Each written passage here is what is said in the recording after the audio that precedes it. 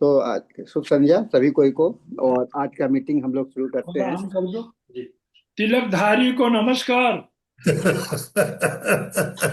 शुभ संध्या।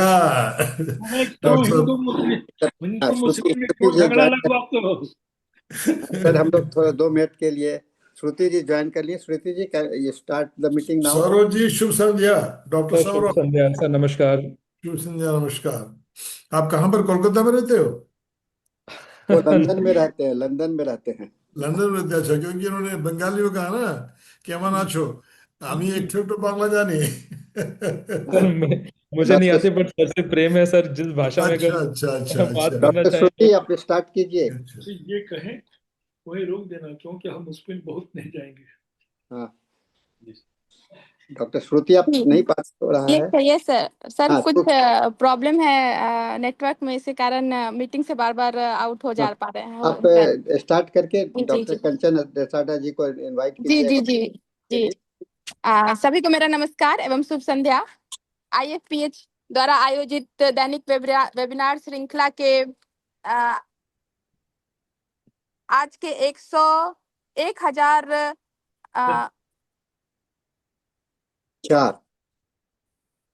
1003वें भाग में आप सभी का हार्दिक स्वागत है। मीटिंग की शुरुआत हम लोग एक क्विक मौन प्रार्थना से करेंगे। बहुत बहुत धन्यवाद सभी का। हमारे इस IFPH के दैनिक वेबिनार श्रृंखला के 1000 दिन पूरे होने पे हम लोग फेलिसिटेशन का ये कार्यक्रम अभी अभी कार्यक्रम संपन्न हो रहा है, जिसमें सभी IFPH को अपना योगदान देने वाले सभी वक्ताओं और सभी मेहमान, सभी टीम को हम लोग फेलिसिटेट कर रहे हैं। इसमें इसी श्रृंखला को आगे बढ़ाते हुए आज सहस्त्र प्रभात और असंख्य क्षणों की तपस्या, सपनों से साकार तक की उपलब्धि का अभिनंदन। आज हमारा पैनल चर्चा है आने वाली पीढ़ी के लिए होम्योपैथी। हमारे आज के मेहमान और उद्घाटनकर्ता डॉक्टर कंचन देसरता हैं। मैं आपसे आग्रह करती हूँ कि प्लीज इस कार्यक्रम का उद्घाटन करें।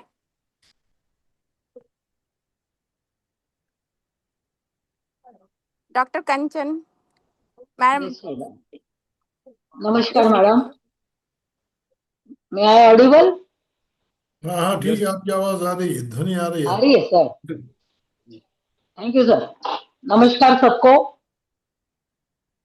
आदरणीय मंचाधीश, वरिष्ठ जनों, सम्मानीय पैनलिस्ट, देश विदेश में जुड़े सभी चिकित्सक, विद्यार्थी एवं होम्योपैथी के समर्पित साधक, आप सभी को मेरा सादर प्रणाम। आज का यह क्षण अत्यंत गौरवपूर्ण है। 1008 प्रतिदिन वेबिनार लेना आसान बात नहीं है। निरंतर इस वेबिनार श्रृंखला में ये एक संख्या नहीं है, इसका हर दिन प्रतिबद्धता से, अनुशासन से और ग्रुप। हेलो, हाँ आवाज आ रही है, आपकी ध्वनि आ रही है। हाँ आवाज आ रही, बीच में वो कॉल आ गया। आवाज आ ध्वनि आ रही है। ये बल्कि प्रतिबद्धता, अनुशासन और सामूहिक संकल्प जीवंत प्रमाण है। इस ऐतिहासिक उपलब्धि का अवसर पर international forum for promoting homeopathy, बहुत अच्छा नाम रखा है क्योंकि सबको होम्योपैथी के लिए प्रमोट करता है। मैं इन फोरम को हृदय से मैं आभार व्यक्त करती हूँ। इनका निरंतर उत्कृष्टपूर्ण पहचान ये है कि इनका daily seminar, daily link without miss मिल जाता है। आज एक पैनल चर्चा का उद्घाटन करते हुए मुझे बेहद खुशी हो रही है और इसमें मेरे सब सीनियर जैसे BD Patel sir, SM Singh sir और सबसे सीनियर हमारे साहनी सर, आप लोग ये उम्र में होम्योपैथी के लिए इतना सोचते हो और ये उम्र में भी आप सक्रिय काम कर रहे हो, इसलिए आपको प्रणाम करने का दिल बोल रहा है सर। हमने आपके सब सेमिनार मैंने काफी सुने हैं। इस सेमिनार में आप हर बार एविडेंस बेस्ड केसेस जो है वो बच्चों को देने की कोशिश करें। एसएम सिंह सर का तो मैंने बहुत बार सुना है, वो तो चलते फिरते मेडिका है, पेज ना पेज उनको याद रहता है। और जो हमारे ये पैनल जो चला रहे इंटरनेशनल फोरम, ये हमारे मृदुल साहनी सर, इनको भी मैं प्रणाम करती हूँ, क्योंकि इनके डिवोशन बगैर 1000 की संख्या तक पहुंचना 1004 आज हो गया है। और हिंदी हमारी राष्ट्रभाषा है। अभी कोई किसी को इंग्लिश नहीं आती है, सामान्य जनों को नहीं समझती है, तो हिंदी में इतने सेमिनार लेना और हिंदी वक्ताओं को सर्च करके उनको प्लेटफॉर्म पे लाना, उनको प्रमोट करना, ये बहुत बड़ी बात है। होम्योपैथी केवल एक औषधि नहीं है, ये व्यक्तिगत समस्या हमारी आज जो बढ़ रही है, हमारी लाइफस्टाइल है, हमारे मानसिक विचार है, हमारी मानसिक जो आजकल डिसीज बढ़ रहे हैं, इसके लिए होम्योपैथी बहुत अच्छी है। ये इंडिविजुअलाइजेशन जो काम कर रही है अपनी होम्योपैथी, इसका तो मुझे लगता है आज के दिन में ये लेटेस्ट पैथी है और आज इसकी बहुत जरूरत है। आप देख रहे हैं हम बाकी पैथियों के लिए तो हमारी ये पैथी लेटेस्ट है, ये कोई मानसिक लक्षणों का विचार कोई पैथी में नहीं किया जाता, या इंडिविजुअल विचार कोई पैथी में नहीं किया जाता, तो ये हमारे होम्योपैथी में होता है सर। होम्योपैथी इसलिए हमारे चैलेंजेस और बढ़ गए हैं।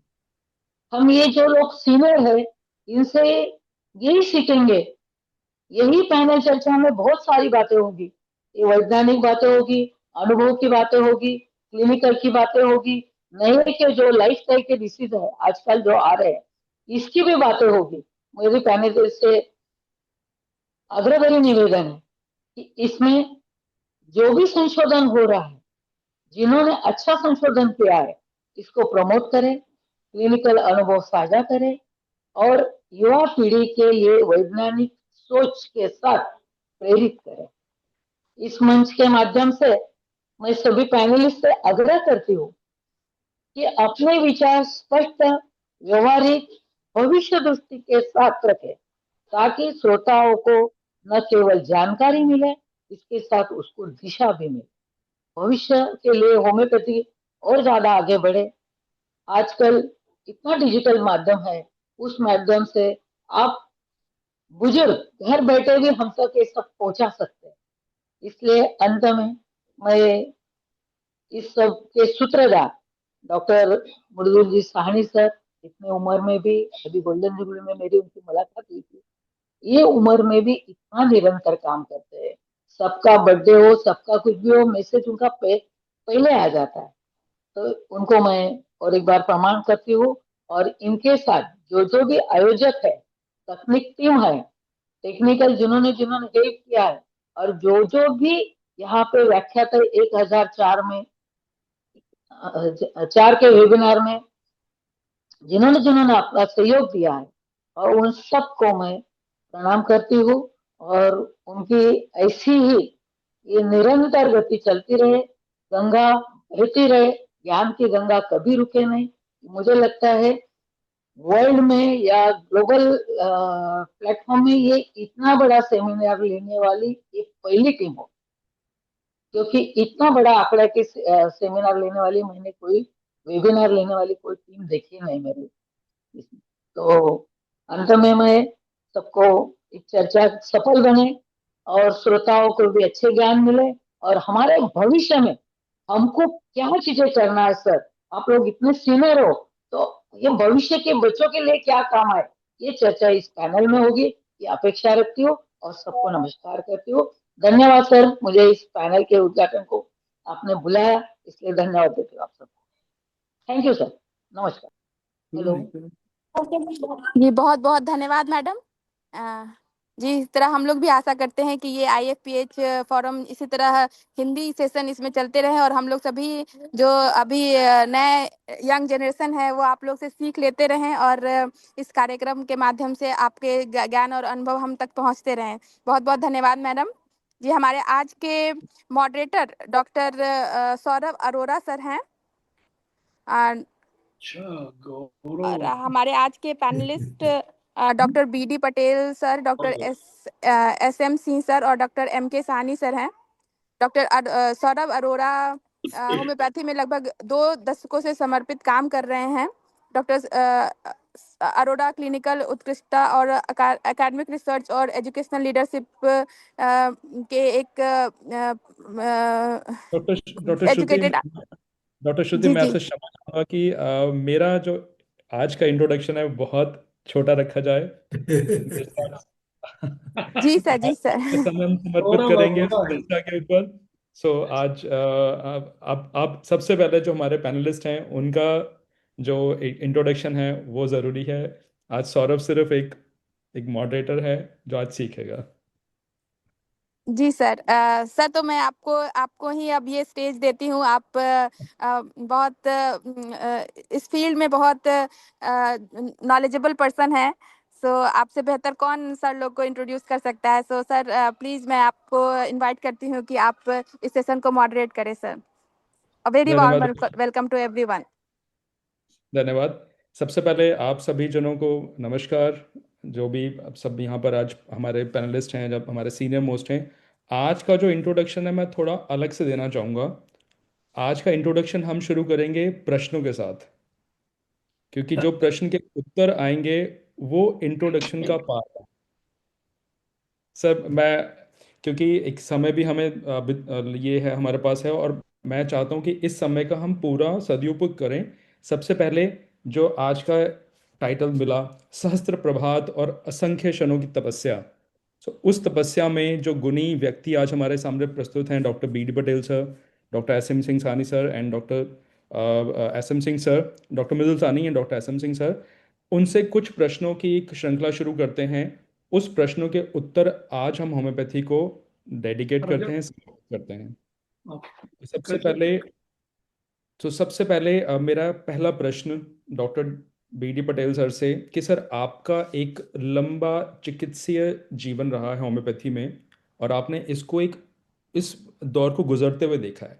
सो आपके हिसाब से सबसे सकारात्मक और सबसे चिंताजनक विषय क्या रहा या क्या पक्ष रहा इन सब सालों की तपस्या में, इन सब सालों के एक चरण में? क्या सकारात्मक चीजें आपने देखी और क्या आपने चिंताजनक चीजें देखी? धन्यवाद सौरभ जी। एक तो पहली बात मैं बता दूं कि इसके बाद 8:30 के मतलब मेरा एक और वेबिनार है, तो मैं 5 मिनट पहले निकल जाऊंगा, इससे क्षमा कीजिए उसके लिए। आपने बताया, बड़ी अच्छी बात है। मैं थोड़ी बात बता दूं, जब हम विद्यार्थी थे तब की बात से लेकर अब तक बताऊंगा मैं इस होम्योपैथिक क्षेत्र में पढ़ाने पर भी और क्लिनिकल में भी केवल 53 साल का हूँ। 53 साल का अनुभव है हमारा। तो जब आप यही देखिए, उस समय एडमिशन जो लोग डॉक्टर बनना चाहते थे, पहले तो वो जाएंगे MBBS में, वहां कुछ नहीं मिला तो BDS में, वहां भी कुछ नहीं मिला तो आयुर्वेद में, फिर भी नहीं मिला फिर होम्योपैथी में आते थे। और उस समय मुझे याद है लोगों को बुला बुला कर एडमिशन देते थे, ये हाल था। उसी क्रम में अगर आज देखो आप, तो इतना कंपटीशन हो गया। नीट में लोग बच्चे मतलब क्लियर करेंगे तभी उनको प्रवेश मिलेगा उसमें। तो ये एक परिवर्तन है। और यहाँ पर अभी लोग, कुछ लड़के होम्योपैथी ही करना है, मैंने देखा है 91%, 95% लोग भी लड़के जो है, तो सर हमने नीट पे भी आएंगे तो हमने एलोपैथी में नहीं जाना है, होम्योपैथी में आना है। ये एक ट्रेंड अब बना है एक। तो उस समय जो पढ़ाई भी थी वो बहुत ही एक अलग किस्म की थी। अब मतलब अब एनाटॉमी फिजियोलॉजी तो मतलब एक इसके लिए जस्ट फॉर फॉर्मेलिटी करते थे, बाकी तो होम्योपैथी था और रन था, ये था। और एक छोटी सी बात, कई लोगों को पता होगा नहीं होगा, याद होगा नहीं होगा, रिपर्टराइजेशन सब्जेक्ट था ही नहीं, रिपोर्टरी था ही नहीं। और मुझे याद है हमारे सब मटेरियल मड़का में एक क्वेश्चन आता था रिपोर्टरी के ऊपर, बस एक ही क्वेश्चन आता था रिपोर्टरी पर। और पहले तो 4 साल का कोर्स था, फिर बाद में डिग्री हुआ, फिर बाद में एमडी तक आ गए हम लोग, अभी आजकल पीएचडी भी शुरू हो गया। तो ये एक परिवर्तन, एक सकारात्मक परिवर्तन है। इसमें लोग कहीं ना कहीं जा सकते हैं, आगे जा सकते हैं, बहुत कर सकते हैं। अब दूसरी बात यह है कि एक पहले लोअर तबका जो उसको कहते हैं, जो कहीं नहीं मिला, जो बहुत है यार चलो डॉक्टर बन जाओ, तो होम्योपैथी आते थे। आजकल वो नहीं है। People are preferring to join homeopathy colleges. This is सब रखा। और पढ़ाई भी पहले क्या होता था, लेक्चरर आया, किताब देखी, पढ़ा दिया, चले गए। तो मैं ये ऑल ओवर इंडिया की बात कर रहा हूँ। अच्छा, कुछ कुछ जगह तो कॉलेज 2 साल का था, शाम को चलता था, सुबह दोपहर में चलता था, 3 3 घंटे का, ये भी है। हमने इंस्पेक्शन किया है कुछ कॉलेजेस का, तो दोपहर में 12 बजे से 3 बजे तक चलता है सर होम्योपैथी कॉलेज। ये भी एक हाल था, आज वो नहीं है। एक हम्म, स्टैंडर्डाइजेशन जो कहते हैं, एक हम्म, उसकी परिक्रमा, एक प्रक्रिया अलग हो गई अभी, सिस्टमैटिक हो गया। और जैसे और मेडिकल कॉलेज चलते हैं उसी तरह चलने के लिए सिलेबस में भी इतना सिस्टमैटिक सिलेबस आया है अभी, जो पहले हमारे समय में नहीं था। अब जो है सर सिस्टम। उस सिस्टम वाले में मैं बीच में, क्योंकि आज मेरा काम मॉडरेटर का है, तो मैं उसमें बीच में अवश्य अवश्य बोलिए। उस सिलेबस जो सिस्टमेटिक है, क्योंकि एक प्रश्न आगे वो भी है, एक चैलेंज वो भी हाँ, मैं उस पर दूंगा। मैं इसी श्रृंखला में ये हाँ, क्वेश्चन को पास ऑन करना चाहूंगा doctor S M Singh sir को, कि आज की युवा पीढ़ी, जैसे अब doctor B D Patel sir ने बोला कि हमारा एक स्टैंडर्डाइजेशन और एक पूरा जो विचारधारा है, वो एक वोकेशनल कोर्स से एक स्ट्रक्चर्ड कोर्स, जो मैं समझ पा रहा हूँ, यहाँ तक आई है। तो सर आज की युवा पीढ़ी जो है वो क्विक रिजल्ट चाहती है, तेज परिणाम। हाँ, मैं वही आ आपके, रहा था। हाँ, तो अच्छा, अब बोलिए डॉक्टर बोलिए। एस एम सिंह से मैं सर से पूछना चाहूंगा कि आपके अनुभव में वो जो धैर्य और विश्वास है इस पीढ़ी में, उसको कैसे विकसित करें, क्योंकि जो पीढ़ी में doctor B D Patel sir ने कदम रखा 53 साल पहले, कि जहां पर लोग पैशन के साथ आते थे, वो पैशन आज कहीं है और नहीं भी। तो आपके अनुभव में वो जो धैर्य और विश्वास है, उसको हम आज की पीढ़ी में कैसे विकसित करें, doctor S M Singh sir? देखो सौरभ जी, आप जब प्रश्न करते हो तो मैं घबरा जाता हूँ। मैं आपको ठीक से जानता हूँ। यू आर वंडरफुल एकेडमिशियन और बड़ी गहराई से चीजों को जानते हैं। हाँ, सिंपलिसिटी में तुम हमारे सामने बात कर रहे हो, ठीक है, but I know you very well. Thank you to see you after a very long time. आपके प्रश्न का सीधा उत्तर कि जब तक हम प्रमाण नहीं देंगे कुछ नहीं है। हम कॉलेज में लाल बहादुर शास्त्री होम्योपैथिक कॉलेज में गवर्नमेंट के पढ़ाते थे। इतनी लंबी भीड़ होती थी मंगलवार को जब मेरी ओपीडी बॉडी लैंग्वेज पे। इसी बीच में खबर आई कि बचई नाम के कंपाउंडर को कन्वर्जन शुरू हो गए। हम घबरा गए कि कन्वर्जन शुरू हो गए, एपिलेप्टिक फिट्स हम कैसे ठीक कर पाएंगे। और बीएचएमएस के फर्स्ट ईयर के लड़के, सेकंड ईयर के लड़के, थर्ड ईयर के लड़के उस गवर्नमेंट कॉलेज में फाइनल ईयर सब खड़े हुए। बहुत मैं घबरा गया।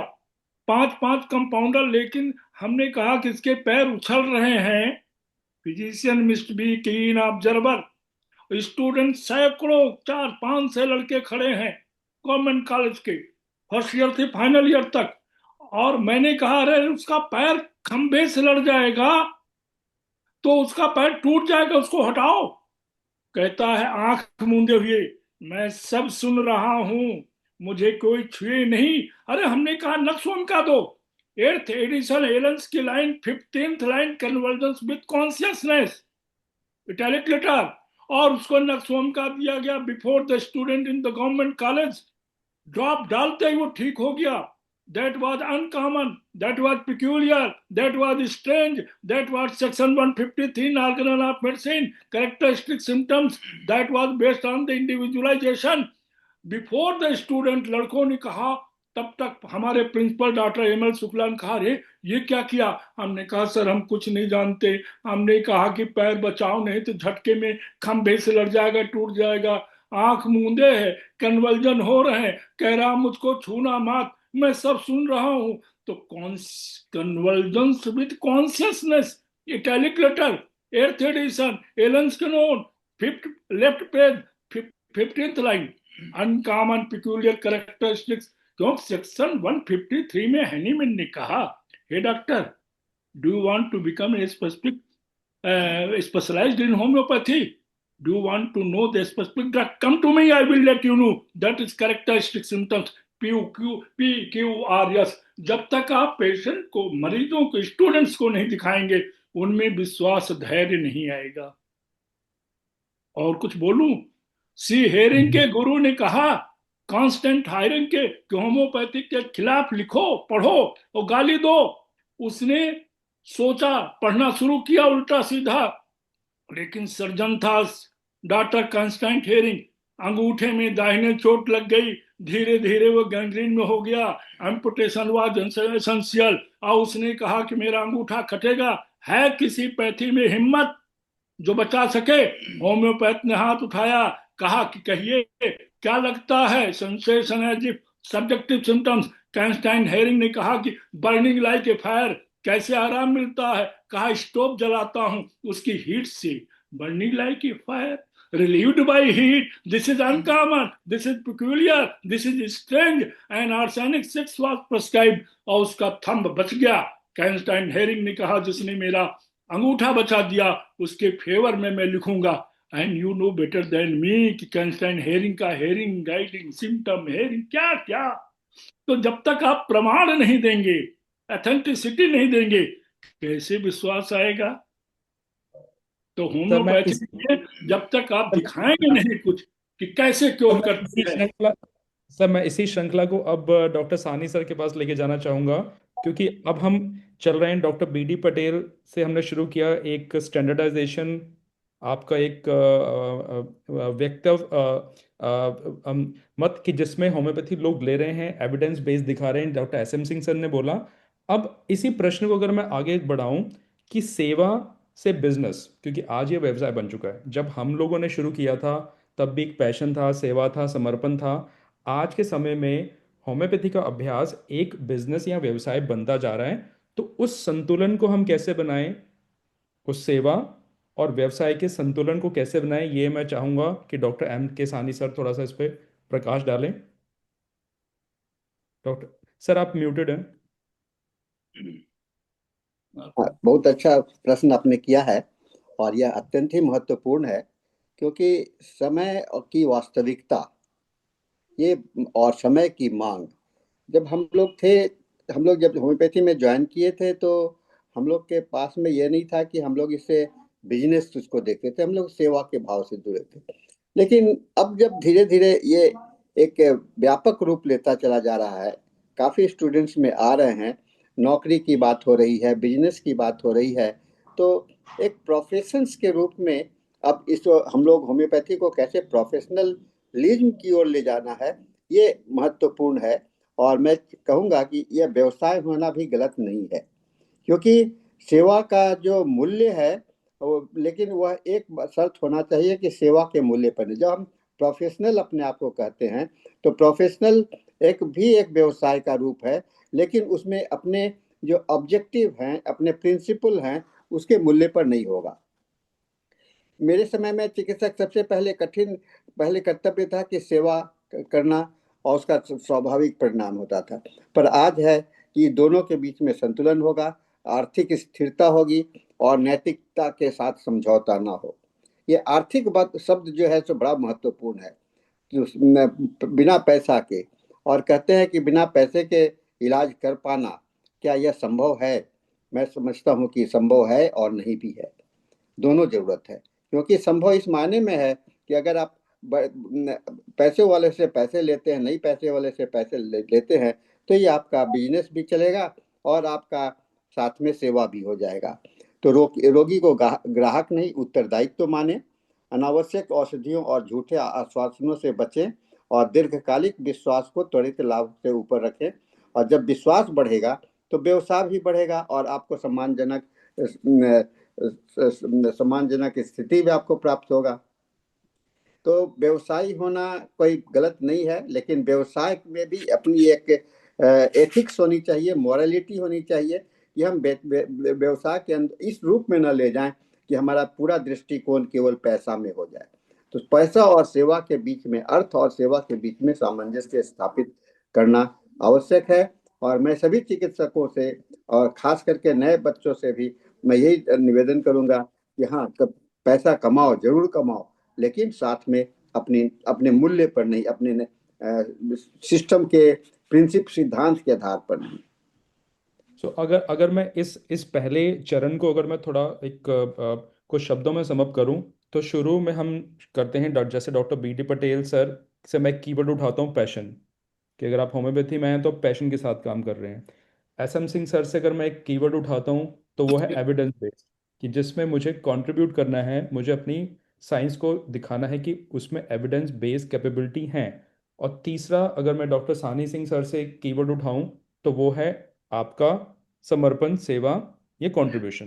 तो पैशन, एविडेंस एंड कंट्रीब्यूशन, ये हमारा एक पहले चरण के 3 कीवर्ड्स आई थिंक ये हमें नोट करने चाहिए और हमें यूज करने चाहिए। दूसरे चरण को इसी के साथ सर जोड़ते इसमें हैं कि एक मिनट, क्या मैं एक बात यहाँ ऐड कर सकता हूँ सर अभी? मैं आपके पास ही आ रहा हूँ दूसरे ठीक, चरण के लिए। ठीक है। अ, दूसरे चरण के साथ मैं अब फिर again doctor B D Patel sir के पास आऊंगा, क्योंकि यहाँ पर एक हम फ्लो में चल रहे हैं और हम उस प्रश्नों के उत्तर जानने की कोशिश कर रहे हैं। तो सर सबसे पहले आपका मत सुनते हैं जो आप कहना चाह रहे हैं, उसके बाद मैं इसी चीज़ को आगे ज्वाइन करना चाहूँगा। मैंने हमारा ये कहता है उस समय एक समय था जब हम्म, मेडिकल प्रोफेशन को आध्यात्मिक चीजों से देते, भाई भगवान है डॉक्टर के, हाँ उस जी। तरह से करते थे। उसके बाद क्या हुआ कि it has become a profession और करियर है, करियर ओरिएंटेड है ये। और उसके बाद अब क्या हो गया है, it has become totally A business. Profession नहीं रहा, it's a business.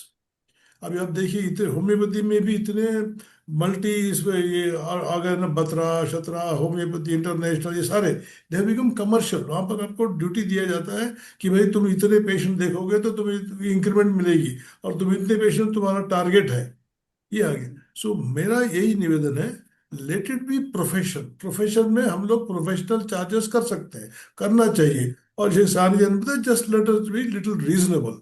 Okay, profit करो and let it be profession, let it not become spiritual. को छोड़ो, प्रोफेशन रखो, अपनी दायित्व को करो जितना आप कर सकते हो, and then let it not become a business. बस this is my I to sir that जो उन्होंने कहा। इस इन सब चीज़ों के ऊपर हम एक और चर्चा पे आई थिंक डॉक्टर सानी सिंह सर से अनुरोध करेंगे कि एक हाँ, सेपरेट पैनल डिस्कशन करें, ठीक क्योंकि है। बहुत जरूरी है। क्योंकि हाँ, आजकल आपको पॉइंट ऑफ व्यू बहुत ठीक है कि इसको हम profession, as a profession choose करें, एज अ बिजनेस चूज करें, या एज अ डेडिकेशन चूज करें। अब हम वापस अपने अगर पैनल डिस्कशन पे आए, तो सर आपने जो ये 50 साल देखे, 5 दशक देखे, आपने होम्योपैथी का सिलेबस, जैसे आपने बात की कि रेपर्टरी का सिलेबस एक नाम मात्र के लिए होता था, आज रेपर्टरी सबसे, लोग रेपर्टरी के ऊपर AI की तरह पूरा एक ब्लाइंड फेथ कर रहे हैं, पूरा अंधविश्वास कर रहे हैं कि बस मैं रेपर्टरी। वही आ रहा हूँ। तो अगर आपसे पूछा जाए कि आप आज के समय में उस सिलेबस को किस नज़रिए से देखना चाहेंगे, क्या चीज़ें होनी चाहिए, तो आप क्या बताएंगे नहीं, आज की कॉन्टेक्स्ट में? आज के इसमें जो जो सब्जेक्ट्स उन्होंने डाले हैं, एब्सोल्युटली वो सब आवश्यक है, करना चाहिए। और ये जो साइकोलॉजी फिलॉसफी ये डाले, इस पर अधिक ध्यान देना चाहिए हम लोगों को। इस पर अधिक मतलब अधिक तरह से पढ़ना चाहिए, क्योंकि हम लोगों का सिस्टम ही है मन पर। हम्म, अगर आप हम लोग पंचकोश को ले लें तो ये मनोमय कोश पर अधिक काम करता है। So mind mental, so understand करने के लिए लड़के को फिलॉसफी और साइकोलॉजी आनी चाहिए, ये करेंगे इस सिलेबस में। ये बात, और दूसरी बात ये है कि अधिक से अधिक हम लोग, क्या हो गया स्ट्रेट अवे वो रिपोर्टाइजेशन, आजकल सॉफ्टवेयर है, रिपोर्टाइजेशन कर देते हैं, डाल दिया सिम्टम, डाला मेडिसिन आगे निकाल दी। बट उससे नहीं चलेगा, you have to go and really see. आप रिपोर्टाइजेशन करोगे में सॉफ्टवेयर में, तो जो डालोगे उसका वो रिजल्ट आएगा। You need to analyse analyse करना है, जो डालोगे वो आएगा, उसमें ट्रीटमेंट नहीं हो पाएगा। अभी तो वो छोड़ दीजिए, रिपोर्टेशन भी गया। आजकल everybody is using chat GPT. Homeopathy में भी चैट जीपीटी आ गया। अब मतलब सोचने का यही हो गया। You need to think, you need to observe, you need to grasp. अभी देखो जैसे बैठ रहा है वो, ठक, अब यशवंत सिंह को बोलो, एक आदमी अगर धस से बैठ गया और वो हाफ रहा, ये है, डॉक्टर साहब बोले कल कल के कर दो। ये आपको ना रिपोर्ट सॉफ्टवेयर में मिलेगा, ना चैट जीपीटी में मिलेगा। It's all your observation. तो तो सर ये मैं बहुत बड़ी बात है। इसी प्रश्न को आगे, समय की सीमा को ध्यान में हाँ रखते हुए ठीक इसी ठीक। प्रश्न को आगे डॉक्टर SM सिंह सर के पास जाना चाहूंगा कि हम्म। सर आज भी बहुत लोग आपको मतलब टीचर ऑफ टीचर्स की उपाधि देते हैं। आपकी जो रेफरेंसेस हैं, आपको जो ज्ञान है कि किस पन्ने पर कितना लिखा है, कई बार वो हमें मुश्किल लगता है कि इतना हम किस तरह से रटें या किस तरह से करें। तो आप क्या टिप देना चाहोगे उस एविडेंस बेस्ड प्रैक्टिशनर को कि इस तरह से होम्योपैथी को पढ़ना सीखो? अब ये प्रश्न मैं बहुत एक बड़ा प्रश्न पूछ रहा हूँ, उत्तर छोटा चाहूँगा, लेकिन क्या करें हम जैसे प्रैक्टिशनर जहाँ जो एविडेंस बेस्ड होम्योपैथी करना चाहते हैं कि होम्योपैथी को किस नज़रिए से पढ़ना शुरू करें, समझना शुरू करें? मुझको तो 58 ईयर्स हो गए प्रैक्टिस के। तो अध्यात्म का एक लाइन याद आता, ना तो हम कामे राज्यम ना स्वर्गम ना पुनर्भवम, ना ही इच्छा है मेरी राज्य की ना पुनर्भवम मोक्ष की, ना कामे राज्यम स्वर्गम भी नहीं। कैसी कामना है? कामे दुख तप्ता नाम प्राणियार्थ नाशनम। जो पीड़ित हैं उनकी पीड़ा को कैसे कम कर सकूं? अगर ये ध्येय डॉक्टर में नहीं है तो वो डॉक्टर नहीं है। फुट नोट्स सेक्शन 1 का हैनीमैन ने जो कहा है, हैनीमैन के विषय में जो क्लिनिकल मेडिसिन के फादर हैं, वो उन्होंने कहा कि इंडिविजुअल कंट्रीब्यूशन जो हैनीमैन कहा किसी का नहीं। जब तक हम सिक पर्सन को सेक्शन 1 की फुट नोट में 24 लाइन, जब तक ना ये भाव अगर है, कैसे हम करें कि मरीज हमारा है जो वो भगवान है, और क्लिनिक को हम समझें अपना मंदिर, और दवाइयों को हम समझें फूलमाला, और खुद को समझें पुजारी।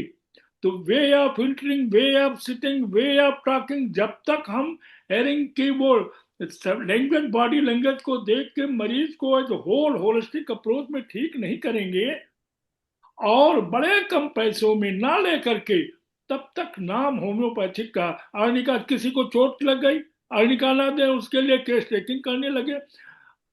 पॉलीकस्टमरी थोड़ी सी हैं जो पूरा होलिस्टिक अप्रोच को कवर करती हैं। मैंने अपनी प्रैक्टिस में देखा कि आधी बात तो पेशेंट खुद ही बता देता कि हमको ये दवाई दे दो। तो ऑब्जर्वेशन जो डॉक्टर पटेल साहब ने कहा, बहुत बढ़िया कहा। जब तक कि ऑब्जर्वेशन नहीं है, पेशेंट क्या कर रहा है, हमने कहा क्या कर रहा हो, कहन मुंह में एक गम लिए, मुंह में पानी रखे हैं, बर्फ रखते हैं डॉक्टर साहब, और जब उससे बड़ा आराम मिलता है, और जैसे गर्म होता फिर दांत में दर्द होता है, तो उसको थूक देता हूं दूसरे थर्मस में, फिर बर्फ वाला। हमने कहा तो काफी हमें लिखा रिलेशनशिप के ऊपर। पेशेंट खुद बताता है कि एक जगह में फंस गया था, ओठ बहुत फूले हुए थे, उसने कहा मैं एपिस 50 तक खा के आया हूं, मैं सोचा मेरे हाथ से प्रिस्क्रिप्शन निकल गया, बैंक का मैनेजर था, मैंने कहा क्या करूं, क्या पसंद है तुमको? उसने कहा अभी माछ भालोबासी, बंगाली था, मछली खाना चाहता हूं, खा नहीं पा रहा हूं, उसका हाथ से बोल रहा। तो डिजायर फॉर, उसमें देखा कंट्रपर्टी में desire for fish natrum mur, natrum mur दिया, ओठ उसके पचक गए। हमने डॉक्टर इसके दुबे को कलकत्ता फोन किया, सर मेरेकल हो गया। उन्होंने कहा तुम बुद्धू हो, कुछ नहीं जानते हो, नेट्रम्यूर तो कम्प्लीमेंट्री है पीस की, वो पीस तो खा के आया था, तुमने कम्प्लीमेंट्री दिया।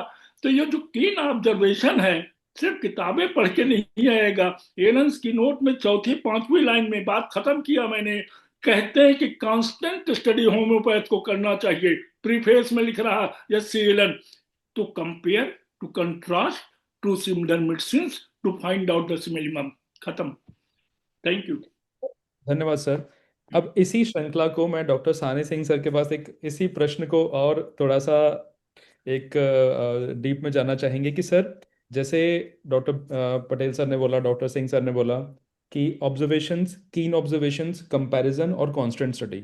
सो आज के डेट में हम जब देख रहे हैं कि हम डिजिटल युग में जाते जा रहे हैं, हम एआई का यूज़, जैसे अभी हम बात चली कि चैट जीपीटी में सिम्टम दिखते जा रहे हैं, तो उस गुरु शिष्य परंपरा को वापस कैसे लाया जाए, क्या किया जाए कि इसके बारे में जो इंटरेस्ट है, जो इसके बारे में लोग जानना चाहते हैं, फॉलो करना चाहते हैं, तो आपका क्या यहाँ पे मत रहेगा इसके बारे में कि इस डिजिटल युग में वो गुरु शिष्य परंपरा और ये जो क्लिनिक पे सीखना है, ये कैसे इसको दोबारा लाया जाए, पुनर्जीवित किया जाए? बहुत अच्छा सवाल है, क्योंकि आज जब हम लोग चैट जीपीटी के युग में हैं और कोई भी प्रश्न डालो तो लगता है कि बहुत ही अच्छा दवा मिल गया, इससे बड़ा गुरु तो कोई भी नहीं है। और मैं तो कहता हूँ गूगल बाबा से भी बड़ा कोई गुरु अभी आज के नए लोगों के बीच में नहीं है। लेकिन गूगल बाबा की बात तो ये है, आपको ऑनलाइन है या आपका सामने में कोई रियलिटी नहीं है। मैं जब अपने प्रैक्टिस को शुरुआत किया था अपने पिताजी के सानिध्य में, और मैं तो कहता हूँ कि मैंने होम्योपैथी में ही जन्म लिया हूँ और होम्योपैथी के साथ ही जिया हूँ, तो इसमें जो मुझे गुरु शिष्य की परंपरा मुझे दिखलाई पड़ती है कि इसका इतना बड़ा महत्व है कि आज मैं जो भी सीख रहा हूँ वो चैट जीपीटी को भी मैं देखने का कोशिश करता हूँ, रिपर्टरी भी यूज करता हूँ, और रिपर्टरी मेरा सब्जेक्ट भी है। और रिपर्टरी को आज भी मैं ये आपको रडार ओपस का जो है कंप्यूटर बेस्ड सॉफ्टवेयर से यूज कर रहा हूँ। लेकिन जब दवा का सिलेक्शन की बात आती है, तो दवा का सिलेक्शन में जैसा कि बीडी पटेल ने कहा कि उठा करके दे देते हैं, ये इसको समझाने के लिए बिना एक गुरु शिष्य को का सानिध्य नहीं हो, अंडरस्टैंडिंग नहीं हो, दो कंपैरेटिव मेडिसिन, कभी कभी जो फर्स्ट लाइन मेडिसिन होता है उसको छोड़ करके मैं तीसरे चौथे लाइन पर चला जाता हूँ, क्योंकि मुझे लगता है कि नहीं, इससे ज्यादा सटीक तो वो है। ये कंपैरेटिव है, अभिषेक सिंह साहब ने कंपैरेटिव कहा, ये कैसे होगा? तो इसके लिए सबसे अच्छा है कि इंटर्नशिप को बहुत मजबूत किया जाए। इंटर्नशिप जो 1 साल का है वह केवल समय काटने के लिए ना हो, उसके साथ में लोग टीचर्स इंटर्नशिप खास करके क्लासरूम से ज़्यादा टीचर को हॉस्पिटल में देना चाहिए, और हॉस्पिटल बेस्ड स्टडी। अभी जो नया करिकुलम आया है उसमें आपको हॉस्पिटल माने हॉस्पिटल पर बेस करके ट्रीटमेंट करना बहुत ज्यादा महत्व दिया गया है। तो ये एक रास्ता तो बन रहा है ना, रास्ता तो बन रहा है, लेकिन डिजिटल युग में नए जीवन को जीवित करने के लिए वरिष्ठ और युवाओं के बीच मेंटरशिप प्रोग्राम है ना, ये एक हम लोग पहले जमाने में ट्यूटर क्लास हुआ करता था, तो ये इसको और भी एस्टेब्लिश किया जाए। Clinical case discussions, panel discussions, और ये सामने में बैठ करके बच्चों लोगों के साथ में बैठ करके बातचीत करें। तो जैसा कि अभी का मैं इसको कई एक जगह पर मैं कॉलेज के इंस्पेक्शन के दौरान में देखा, तो वहाँ पर छोटे छोटे फर्स्ट ईयर के बच्चे को हॉस्पिटल में बुलाया गया था। तो मैंने पूछा क्यों बुलाया, बोला कि सर ये अभी से देखेगा तो सीखेगा। यही गुरु शिष्य परंपरा का जो मूल भावना है कि हम उसको एक्सपोजर दें, प्रैक्टिकल एक्सपोजर दें, और इस प्रैक्टिकल एक्सपोजर को बढ़ावा देना हमारा ड्यूटी है, हमारा कर्तव्य है, और इसको हम लोगों को प्रमोट करते रहना है। धन्यवाद सर। सो अगर मैं इस दूसरे चरण के कुछ कीवर्ड्स निकालूं तो मेरे पास आएंगे ऑब्जर्वेशन या कीन ऑब्जर्वेशन, कंपैरिजन, कांस्टेंट स्टडी और मेंटोरशिप प्रोग्राम, गुरु शिष्य परंपरा। तो आजकल हमने गुरु, डिजिटल गुरु बना लिए हैं, तो गुरु की बजाय गुरु घंटाल है। सही बात है। सो इन इस सेशन के कीवर्ड्स हैं, मैं कोशिश करूँगा कि इन कीवर्ड्स को टाइप इन करके सब चैट में डाल दूँ सब लोगों के लिए, या फिर बाद में पोस्ट कर दें। सो अब हम तीसरे चरण पर जाते हैं। इसी चरण में कि चैलेंज क्या है, क्योंकि हम में से बहुत लोगों ने होम्योपैथी को जिया है, जी रहे हैं, सीख रहे हैं, मोटिवेटेड रहते हैं, लेकिन जब फेलियर्स आते हैं या फेलियर्स क्या क्या आ सकते हैं, तो मैं सबसे पहले अगेन डॉक्टर पटेल सर के पास जाना चाहूँगा कि आपके जीवन में होम्योपैथी में क्या क्या चुनौतियाँ, चैलेंजेस आए और आपने उनको कैसे हैंडल किया? मैंने बात बताई। जहाँ तक प्रिस्क्रिप्शन का सवाल है, हम पहले तो जो मटेरियल का जो कॉलेज में पढ़ाया हमने पढ़ा ये देख लेते, लेकिन उसके बाद जो रिपर्टरी के जो महत्व है उसको बाद में बाहर आया। मैं एक छोटा सा केस बताता हूँ। एक बच्चा था 6 साल का, उसको निमोनिया हो गया था और उसको हमने एक्योनॉट दिया। एक्योनॉट देने के बाद वो ठीक हो गया और रिपोर्ट्स भी है, एक्सरे रिपोर्ट्स भी है हमारे पास। तो जो स्टूडेंट मेरे साथ बैठता था कहता, सर अकोनाइट और निमोनिया ये क्या संबंध है, ये कहाँ है, आपने पढ़ाया नहीं, आपने अकोनाइट पढ़ा है, अकोनाइट एलन की नोट्स पढ़ो, यहाँ पढ़ो, कहीं भी नहीं है। मैंने कहा रिपोर्टरी को उठाकर देखो, आपको वहां मिलेगा लंग्स इन्फ्लेमेशन, राइट साइड या लेफ्ट साइड कुछ है, उसमें एक ही दवाई अकोनाइट। और ये केंट का ऑब्जर्वेशन है। और जितने भी अभी कई एडिशंस आ गए रिपर्टरी में, लेकिन फिर भी जो केंट का रिपर्टरी ओरिजिनल है that is still authenticated and it works. अभी एक और हम आपको सिम्टम बताएंगे। Some nervousness in the what you call cheek at some condition, और वो केवल केंट में है और वो काम करता है दुबई में कई केस में देखा।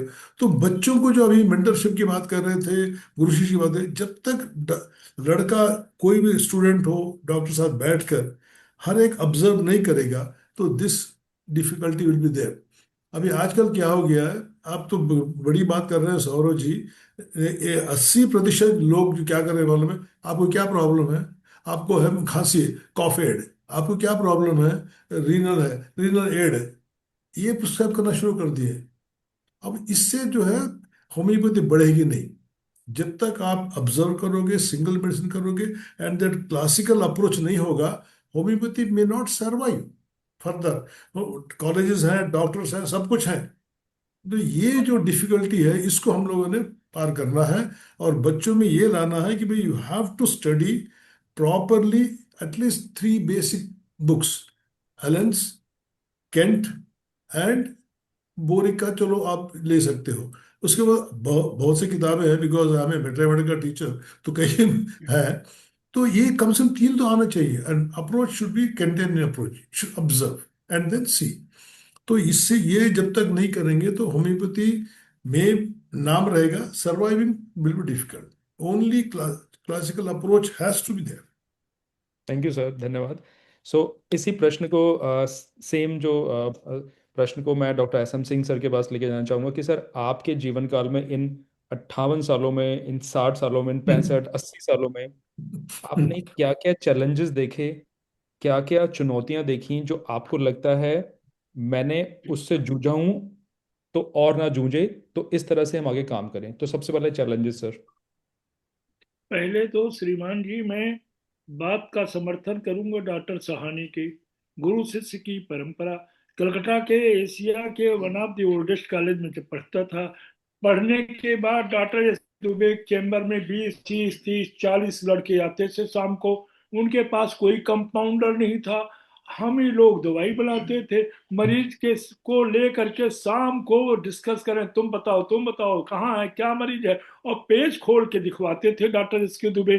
तो जो गुरु शिष्य की परंपरा है, वहां से हमारी रीढ़ की हड्डी बड़ी मजबूत हुई। 5 साल उनके यहाँ कंपाउंड्री करके 25-30 लड़कों के साथ, सब लड़कों कोई भेदभाव नहीं, खुली किताब, एक पैसा ट्यूशन का नहीं। तो जब तक बच्चा अपनी आंख से देखेगा नहीं, दिन भर कॉलेज में पढ़े, शाम को गुरु ऐसा मिल जाए तो क्या बात है। अब दूसरा रहा चैलेंजेस का केस। ऐसे चैलेंज के केसेस जहां पर हमारी लिमिटेशन होम्योपैथी की, जहां के हड्डी टूट गए, कंपाउंड फ्रैक्चर हो गया, अब उसमें इलाइनमेंट करना है, प्लास्टर बांधना, मच्छर रात में काट लेगा तो पैर हिल जाएगा, फिर अपने जगह अलाइनमेंट गड़बड़ हो जाएगा। एक यहाँ हड्डी के बड़े मशहूर डॉक्टर, सैकड़ों लोग कंबल ओढ़े लाल रहते हैं, और यादव साहब हमारे बीडी यादव, वो कलकेरिया फास और सिम्फाइटम अपने यहाँ एलोपैथिक के हैं डॉक्टर देते हैं, कहते हैं यूनियन जल्दी होगा, कलकेरिया फास फॉलो अप करेगी। तो हमारी लिमिटेशन अगर प्लास्टर बन गया तो उसके बाद उनसे पहले यूनियन हम लोग करा देंगे। अतः जहां हमारी लिमिटेशन है 25 बार उल्टी हुई टट्टी हुई डिहाइड्रेशन हो गया तो रिहाइड्रेशन तो कराएंगे, फर्दर ना हो तो देखेंगे, नहीं तो रिहाइड्रेशन नहीं कराएंगे तो डिहाइड्रेशन में क्या। आजकल होम्योपैथिक की जो लिमिटेशन है डायनेमिकली डिरेंज डिजीजेज वो मेरी बपौती है, उसमें होलिस्टिक अप्रोच में होम्योपैथी इंडिविजुअलाइजेशन करके कहीं भी जा सकती है। हम यहाँ के 70% 80% नर्सिंग होम के एलोपैथ के मालिकों का इलाज करते हैं, हमारी लिमिटेशन है। ऐसा हम सेइंग मिसेज को कॉर्न हो रहा है, कौन सी दवाई भेजोगे, एंटीमक्रूड या कुछ भी भेज देता हूँ। फिर सर्जन का फोन आता है मेडिकल कॉलेज, जैसे हम सेइंग वो हमारी बेटी को रिकरेंट स्टाई हो रही है मिलनी, उसकी दवाई कुछ भेजो, कॉस्मेटिक प्रॉब्लम, जो हमारी लिमिटेशन है होम्योपैथी। हम्म,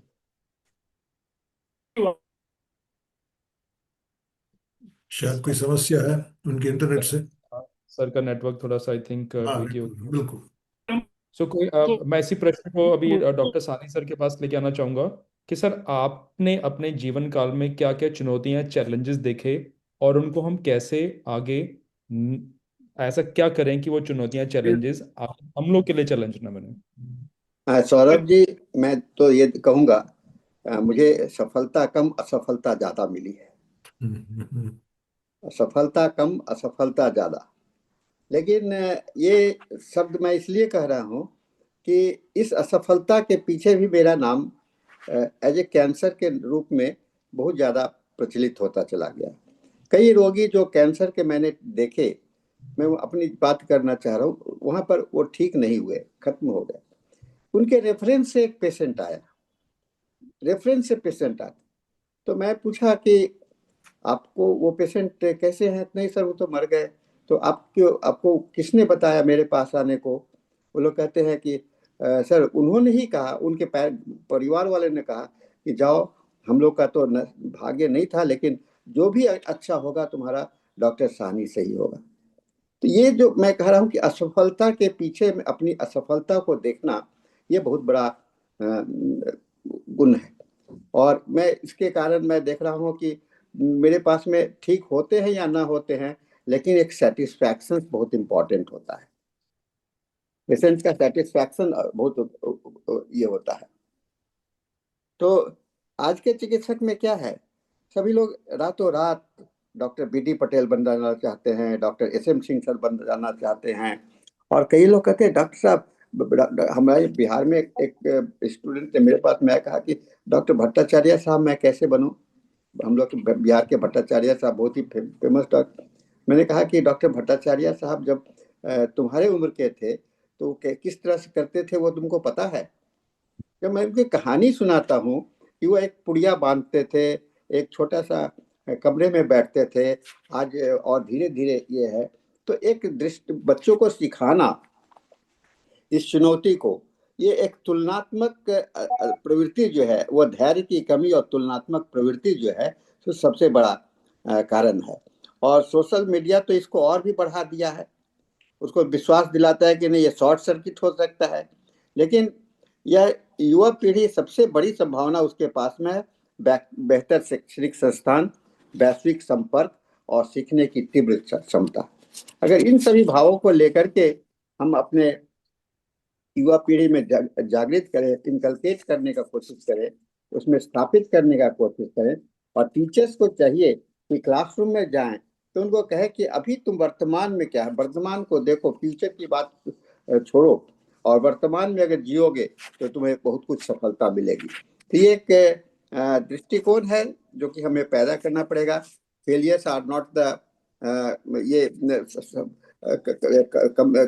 कमी होना कोई बड़ी गलत बात नहीं है, और कमी से ही अच्छापन आता है, बड़ापन आता है, पूरा भरपाई होती है। तो कमी और ये जो है सो इसके बीच में संतुलन होता है, एक स्टेट है ना। आज कमी है, कल बढ़ेगा, और वह तभी बढ़ेगा जब आपके पास में धैर्य है। तो ये मैं तो यही सभी को बताने का कोशिश करता हूँ स्टूडेंट को, और इसको हम लोग मूल सिद्धांत को आधार बना करके आगे बढ़ेंगे तो नई पीढ़ी जो है सो नई ऊंचाइयों तक जा सकती है। धन्यवाद सर। सो अगर मैं इस सेशन को, इस चरण को, कुछ कीवर्ड्स मैं निकालना चाहूँगा तो मेरे पास आएंगे प्रिसीजन प्रिस्क्राइबिंग। जैसे हम क्लासिकल होम्योपैथी की बात करते हैं तो प्रिसीजन प्रिस्क्राइबिंग के अंदर आता है। दूसरा, मैं कीवर्ड लेना चाहूँगा doctor S M Singh sir के मतों से कि कॉम्प्लेक्स डिसीजेस का कोरिलेशन फिलॉसफी के साथ। और तीसरा कीवर्ड मैं डॉक्टर सानी सिंह सर से लेना चाहूँगा एम्ब्रेसिंग द फेलियर, अपने असफलताओं को एक्सेप्ट करना। सो अच्छा, क्योंकि अब हमें आगे सेशन का भी समय हो रहा है, तो मैं इस सेशन 4 जो अंतिम चरण है, इसमें मैं अपने पैनलिस्ट से बोलना चाहूँगा कि 1 मिनट के समय में आप उस युवा पीढ़ी को क्या बोलना चाहेंगे, आपका क्या संदेश होगा जो हम आज घर लेके जा सकें और उस पर अमल कर सकें। सबसे पहले शुरू करूंगा डॉक्टर पटेल सर से। सबसे पहले ये बात है, डोंट मेक हेवी क्लेम्स। ये एक बहुत बड़ी बात है कि हम कैंसर ठीक कर देंगे, वो ठीक कर देंगे, ये ठीक कर देंगे, बिल्कुल मत कहा करो, क्योंकि every case is different.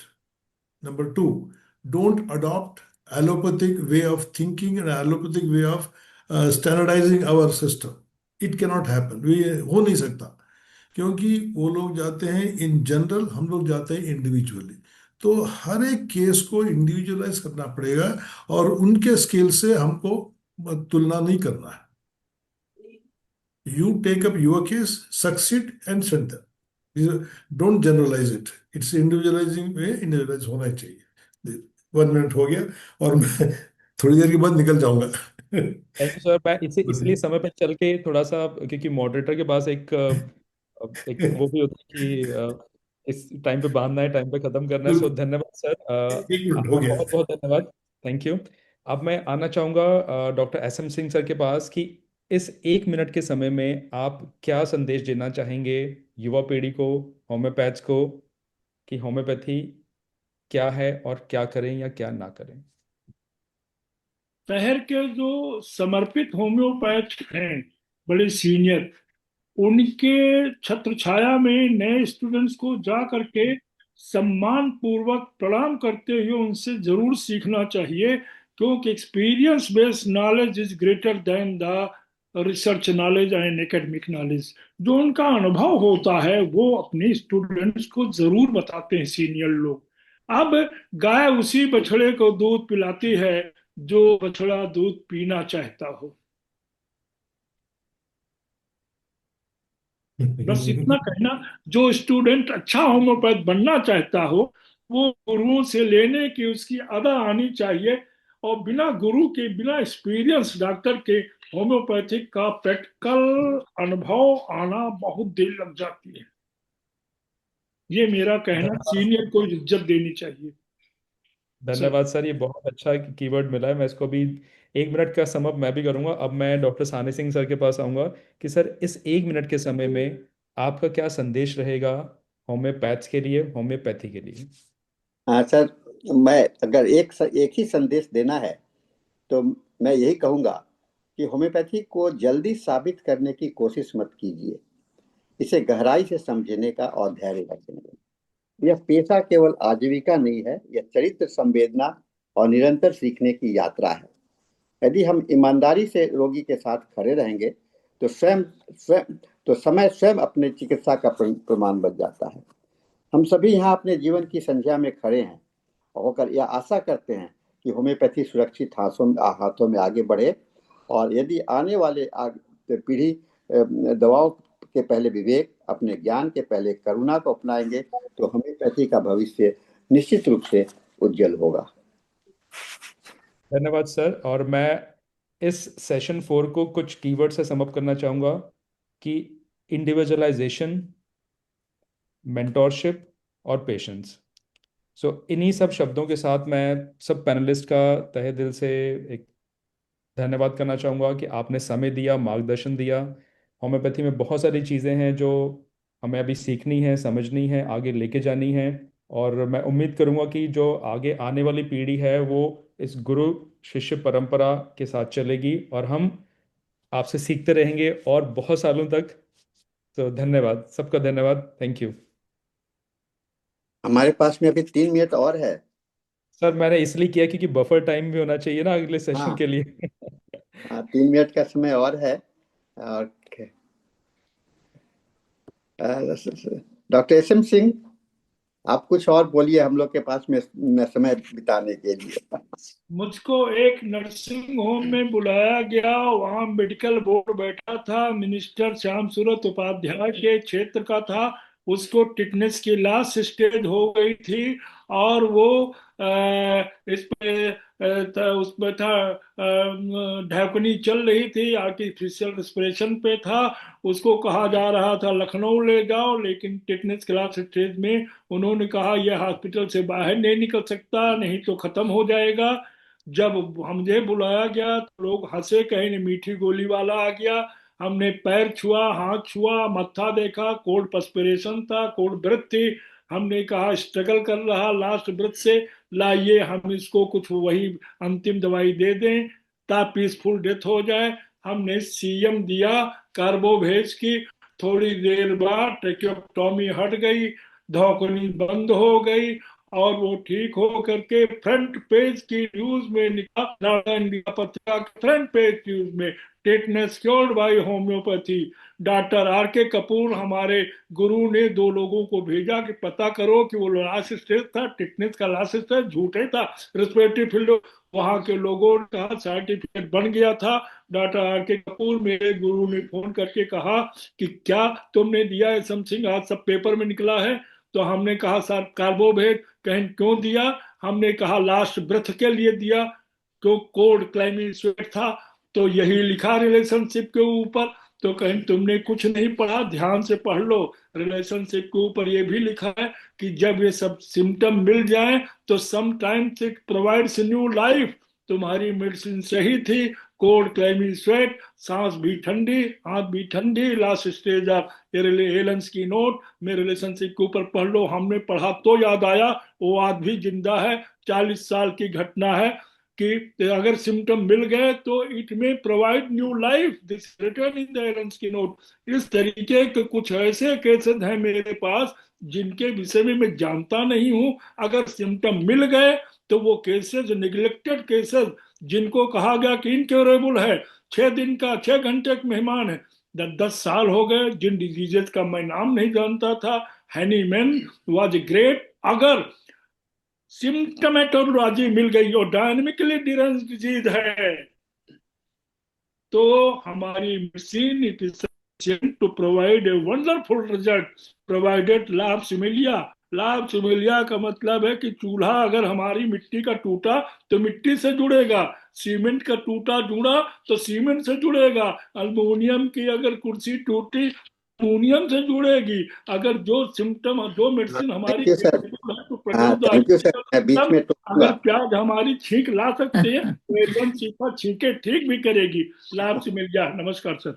Thank you sir. और चूंकि हमारे मॉडरेटर उनका नेटवर्क नहीं है, मैं अपनी ओर से सभी को, खास करके सौरभ जी को भी धन्यवाद देता हूँ, इतना बढ़िया संचालित करते हैं। Doctor S M Singh sir, doctor Kanchan Desada madam और doctor B D Patel ji, वो चले गए हैं। मैं सभी को धन्यवाद देता हूँ और इसके साथ में यह सेशन समाप्त होता है। सेशन हम लोग हैंड ओवर करते हैं डॉक्टर धनेश को for the English team. So now you can take over the charge, Dr. Dhanesh.